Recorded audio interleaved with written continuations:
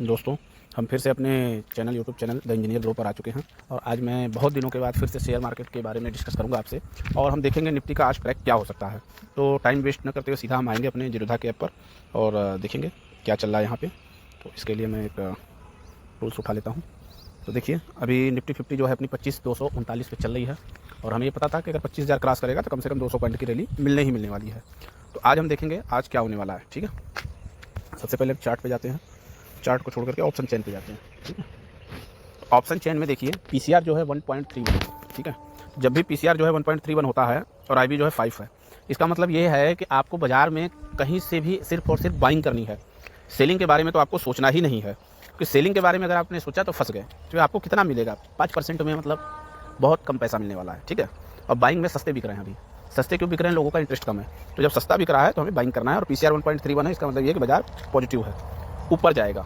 ठीक है, अब यहाँ ये देखिए 25,200 पर जो है, अब 23 सितंबर की एक्सपायरी चल रही है, मतलब आज से पहला दिन है। तो 25,200 पर 56 लाख जो है बायर्स हैं यहाँ पे और सेलर्स जो आपके बैठे हुए हैं 38 हैं। यहाँ पे भी जो है पॉजिटिव है, तो आप यहाँ पे भी बड़े आराम से जो है बाइंग करके चल सकते हैं। 239 है, 200 पर तगड़े बायर्स बैठे हुए हैं पुट पे। तो आप जो है पुट के जब सेलर्स बढ़ेंगे तो ऑटोमेटिक बाजार भागेगा। अब आएंगे चार्ट के ऊपर। ठीक है, चार्ट देखिए, मंथली चार्ट है ये मंथली चार्ट है। 2 महीने की गिरावट के बाद ये मंथली चार्ट बहुत सॉलिड बन रहा है, ग्रीन। और अभी हमारे पास 15 दिन है। अगर ये ग्रीन बना तो इस बार फिर से 26,000 के पार जाएगा बाजार, और 26,000 को अगर पार किया बाजार तो हम कहाँ पे देखेंगे निफ्टी को? देखिए दिखाता हूँ, ये रहा। हम निफ्टी का रजिस्टेंस 26,267 जहाँ से गिरा था वो देखेंगे। अगर वो क्रॉस हुआ तो 29,000 निफ्टी जा सकती है। कोई बड़ी बात नहीं है। 26,000 को अगर क्रॉस किया निफ्टी ने तो 29,000 निफ्टी इस बार जाएगी। दिवाली तक 29,000 का टारगेट हो सकता है। और दूसरी बड़ी बात यह है कि आप देखेंगे कि आरएसआई भी बहुत ज़्यादा नहीं है। आरएसआई 60 है। पिछली बार जब आरएसआई गई थी तो 90 को टच कर गई थी, इसलिए यहाँ से बाजार गिरा था। ये देखिए यहाँ से बाजार गिर गया था। लेकिन अभी जो है ऐसा कुछ सीन नहीं है। अभी आरएसआई भी अपने अंदर में है, तो बाजार को भागने के लिए पोटेंशियल अभी है टेक्निकली। अब कोई न्यूज़ आ जाए गिर जाए वो एक अलग बात है। ये मंथली चार्ट था। अब हम देखेंगे वीकली एनालिसिस। वीकली एनालिसिस देखिए, वीकली ब्रेकआउट मिला है। ठीक है, अभी जो ब्रेकआउट मिला है तो पिछला वीक से ही ये सस्टेन हो गया था, बाजार क्लियर हो गया था कि बाजार ऊपर ही जाएगा। तो अब जिन लोगों ने ऊपर ही जाएगा का मतलब ये थोड़ी है कि हम जो है ऑप्शन बाई करके बैठ जाए एक हफ्ते के लिए, नहीं, प्रीमियम ही गिर जाएगी। तो इस समय ऐसे केस में आपको फ्यूचर बाई करके चलना है, ऑप्शन को शॉर्ट करके चलना है। ठीक है, तो वीकली पैरामीटर से भी बाजार जो है अभी हमारा ऊपर है। ठीक है, अब आते हैं हम डे पर। डेली चार्ट भाई साहब, डेली चार्ट में तो ब्रेकआउट है। आप देखिए कितना बड़ा ब्रेकआउट है यहाँ पर। इस कैंडल की लंबाई देखिए कितनी बड़ी बनी हुई है और एमएससीडी पर यहीं पे ब्रेकआउट मिल गया था, ये यहाँ पे। तो यहाँ पर भी अगर फ्यूचर लिया जाता तो एक अच्छा बन सकता था। रिवैल्यूएशन वैल्यू में देखिए यहाँ से निकल गया था। अब है क्या दिक्कत? दिक्कत कहाँ पर है? तो दिक्कत देखिए यहाँ पे है कि एमएससीडी का जो बार बनता है ना, ये आप देखिए जब जब इस टाइप का बार बनता है तब तब यहाँ पे चेंजेस आते हैं। तो एमएससीडी का जो बार है ये यहाँ पे नीचे से लगभग बड़ा बन चुका है। तो आजकल परसों में थोड़ी सी गिरावट तो आनी ही है, एक ये डर हमारे पास बना हुआ है। रिवैल्यूएशन वैल्यू ये भी 67 चल रहा था, यहाँ पे थोड़ा सा अपने को वो है। लेकिन पॉजिटिव क्या है? हम तो बायर्स हैं। अगर कोई है यहाँ पर तो उसके लिए सबसे अच्छा है कि भाई आपका ये वी शेप की रिकवरी आई है और इसका ब्रेकआउट हुआ है। तो इसका मतलब होता है कि कम से कम यहाँ से जो निकला है कम से कम इसका आधा 500 पॉइंट की अभी भी जो है ऊपर जाने के चांसेस हैं। ठीक है, तो आपको देख ताक करके सोच समझ के 500 तक का टारगेट लेकर के जा सकते हैं। पहला जो रेजिस्टेंस आएगा कहाँ आएगा? 24,455 पर आएगा और यहीं पर बाजार जो है एक बार नहीं 2 बार गिर चुका है। एक बार यहाँ पर गिरा हुआ था, देखिए 24,700 तक गया था, बहुत तगड़ा उस दिन गया था और वहाँ से फिर कंटिन्यू गिरा है, यहाँ फिर ऊपर गया है, फिर गिरा है। अब ये डब्लू पैटर्न बन रहा है। ठीक है, डेली चार्ट पे।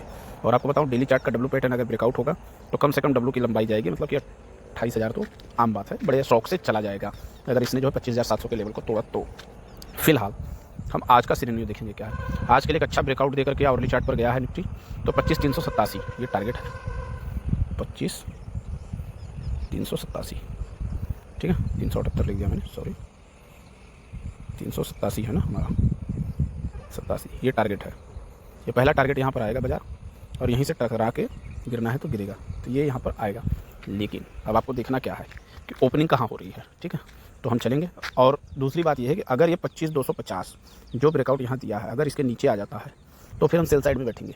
यहाँ तक के लिए 150 के लिए पहला टारगेट यही हो जाएगा हमारा। यहाँ तक बाजार गिरेगा ही गिरेगा, 100 पॉइंट तो बड़े आराम से आपको मिल जाएगा। तो कॉन्सेप्ट क्लियर है।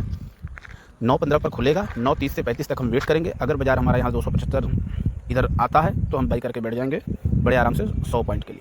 और अगर हमारा आधे घंटे वेट करना, ये नहीं कि 5 मिनट की कैंडल, 5 मिनट कैंडल तो भागेगी, लेकिन अगर हमारा जो है यहाँ पे कुछ होता है तो 100 पॉइंट के लिए नीचे के साइड में बैठेंगे। ठीक है, ये दोनों में हमारे कॉन्सेप्ट क्लियर हैं।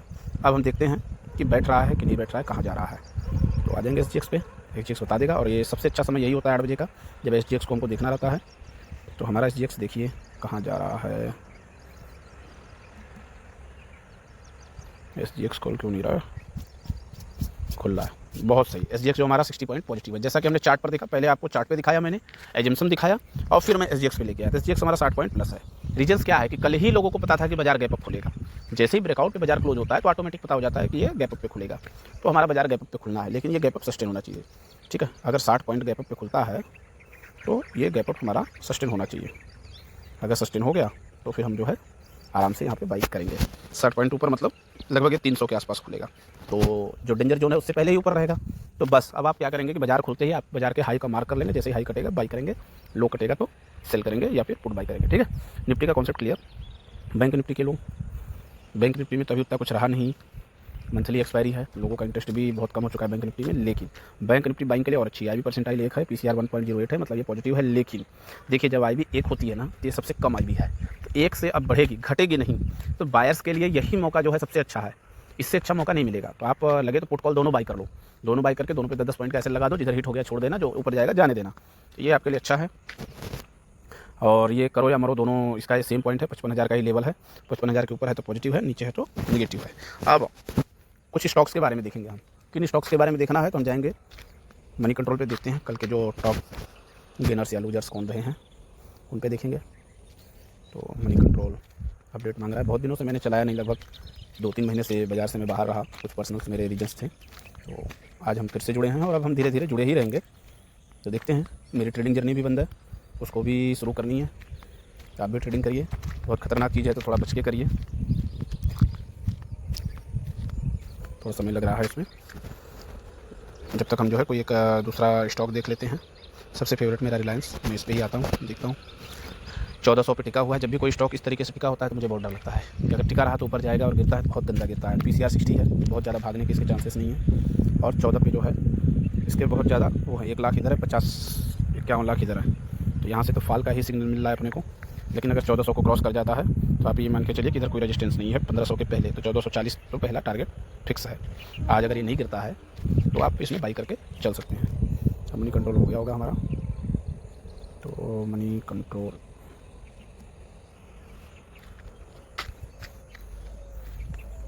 यहाँ पे आए और हमने जो है मार्केट्स पे लगाया, और कल के जो है टॉप गेनर्स की लिस्ट अपने पास खुल गई। ठीक है, तो देखिए कोटक महिंद्रा कल अच्छा भागा था, लार्सन एंड टुर्बो बहुत शानदार रैली है, MM की रैली है, आइसर, भारतीय Airtel, Tata steel, axis bank, इस तरीके के काफ़ी सारे भागे हैं। तो यहाँ पे लाने का रीजन्स क्या है आपको कि ये जो स्टॉक्स कल के टॉप गेनर्स रहे हैं ये आज भी भागेंगे, है ना।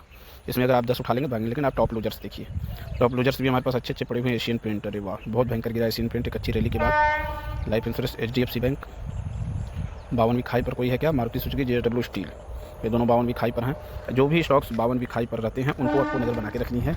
ये एक बार तो जरूर यहाँ से गिरते हैं, उसके बाद भले ही न्यू हाई बना लें। ठीक है, तो मारुति सुजुकी, JSW स्टील को देखना है आपको। 52वीं के लो पे कोई नहीं है। Only buyers Mahindra and Maruti Suzuki, Grasim, ONGC, इन सब में सिर्फ और सिर्फ बायर्स बैठे हुए हैं। और श्रीराम फाइनेंस, HDFC, इन सब में सेलर्स बैठे हुए हैं। हिंडाल्को में भी सेलर्स बैठे हुए हैं, मतलब हिंडाल्को भी गिर सकता है ना। तो ये आपको ध्यान देना है। ये कुछ स्टॉक्स थे जो मैंने बता दिया, जो आपको फोकस में रखना है। निफ्टी बता दिया, बैंक निफ्टी बता दिया। आज एक्सपायरी है क्या किसी की, देख लेते हैं। अब तो वीकली वाली तो रही नहीं, सेंसेक्स की शायद हो सकती है।